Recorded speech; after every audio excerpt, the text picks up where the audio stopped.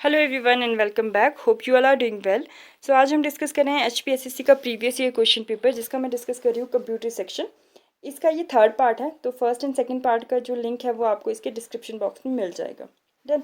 Start करते हैं question number first के साथ। तो पहला क्वेश्चन है यहाँ पर, which is not open source software. तो इसका ऑप्शन सी करेक्ट हो जाएगा, MS ऑफिस। यहाँ पे पूछा गया है open source software. Open source software कौन से सॉफ्टवेयर होते हैं? ऐसे सॉफ्टवेयर जो जब डिस्ट्रीब्यूट होते हैं तो उसका जो कोड होता है वो क्या कर दिया जाता है, अवेलेबल किया जाता है फॉर यूज़र। ठीक है, यूज़र एज इन प्रोग्रामर। तो प्रोग्रामर क्या कर सकते हैं, उन सॉफ्टवेयर्स के कोड में चेंजेस कर सकते हैं और उनको क्या कर सकते हैं, अपडेट कर सकते हैं। ठीक है, तो उनको बोलते हैं हम ओपन सोर्स सॉफ्टवेयर। तो इसमें से ओपन सोर्स सॉफ्टवेयर कौन सा नहीं है? तो MS ऑफिस एक ओपन सोर्स सॉफ्टवेयर नहीं है। ऑप्शन में आपके पास दिया गया है लिबर ऑफिस या फिर लिब्रे ऑफिस, जैसा भी आप इसको प्रोनाउंसिएट करना चाहो। लिबर ऑफिस, तो लिबर ऑफिस और MS ऑफिस दोनों ही अप्रॉक्सीमेटली सेम है। MS ऑफिस क्या है, एक सूट है जिसके अंदर आपको डिफरेंट डिफरेंट क्या मिल जाते हैं, सॉफ्टवेयर्स मिल जाते हैं, जैसे कि वर्ड प्रोसेसिंग सॉफ्टवेयर है ना, PPT बनाने के लिए PowerPoint presentation, then Excel आ जाता है आपके पास। वैसे ही जो आपके पास लिबर ऑफिस है, ये भी क्या है, एक सूट है, फ्री है ये। फ्री एज इन कि इसका कोड जो होता है वो फ्रीली अवेलेबल होता है। और लिबर ऑफिस के अंदर क्या क्या आता है आपके पास? लिबर ऑफिस के अंदर जैसे यहाँ पे MS ऑफिस के अंदर वर्ड आता है, तो लिबर ऑफिस के अंदर भी वर्ड होता है, लेकिन वहाँ पर ये होता है राइटर। ठीक है, राइटर काम करता है यहाँ पे वर्ड प्रोसेसिंग का। देन यहाँ पे होता है कैल्सी, कैल्सी काम करता है स्प्रेडशीट का। देन होता है यहाँ पे इम्प्रेस, इम्प्रेस काम करता है आपके पास प्रेजेंटेशन बनाने का। देन होता है ड्रॉ, ड्रॉ काम करता है आपके पास vector graphics and flow charts को ड्रॉ करने के लिए। ठीक है, देन होता है आपके पास बेस, बेस काम करता है डेटाबेस क्रिएट करने के लिए। और यहाँ पे होता है मैथ्स, मैथ्स होता है आपके पास फॉर्मूलाज के लिए। डन। नेक्स्ट है आपके पास यहाँ पे question, who invented word processing. तो हु इन्वेंटेड वर्ड प्रोसेसिंग, यहाँ पे ऑप्शन ए करेक्ट हो जाएगा, IBM कंपनी।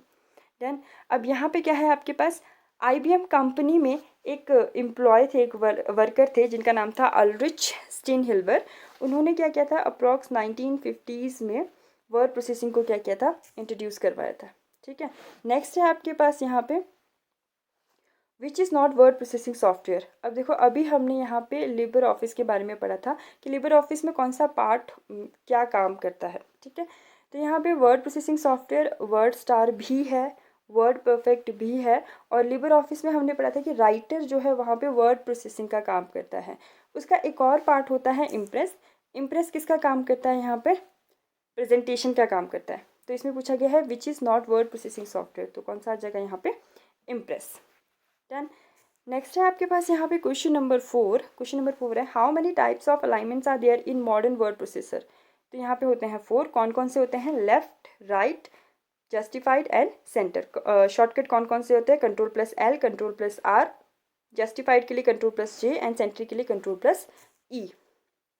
नेक्स्ट है आपके पास यहाँ पे, विच programme is not included in Libre office suit.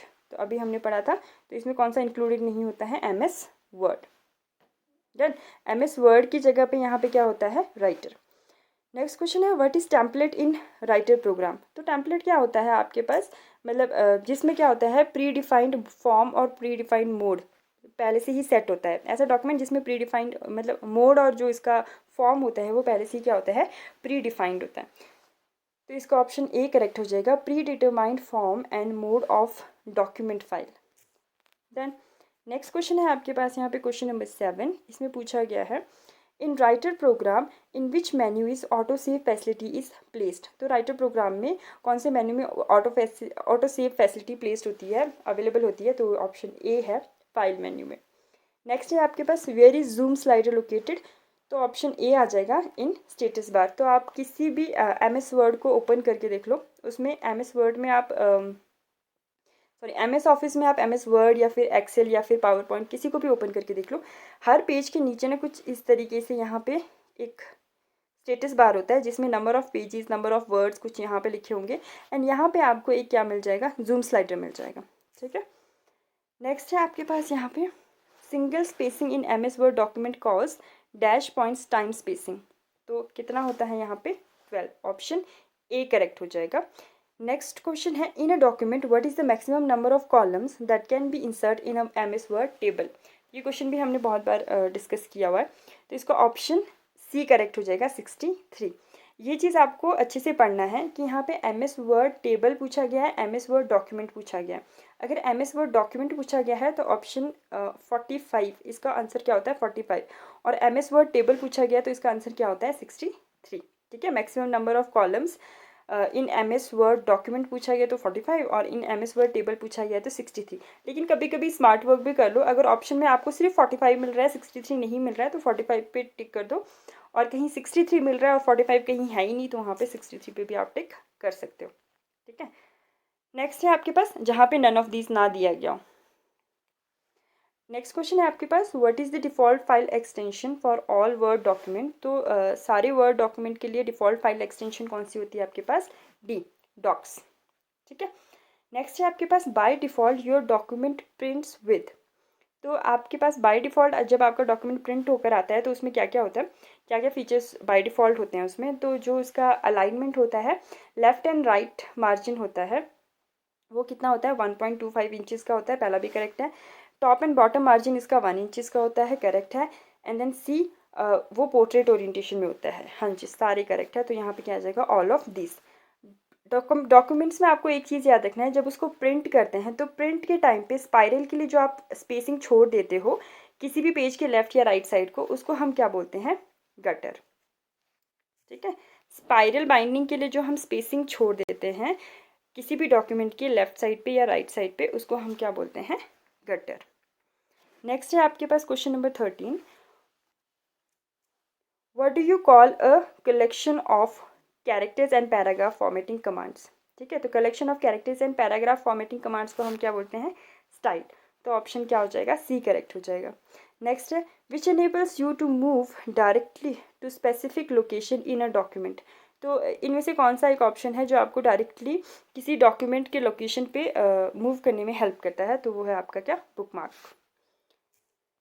Next है आपके पास क्वेश्चन नंबर 15। क्वेश्चन नंबर 15 में पूछा गया what is the shortcut key to insert hyperlink in a document. तो किसी भी डॉक्यूमेंट में अगर हाइपरलिंक इंसर्ट करना है तो उसका शॉर्टकट क्या होता है, कंट्रोल+K।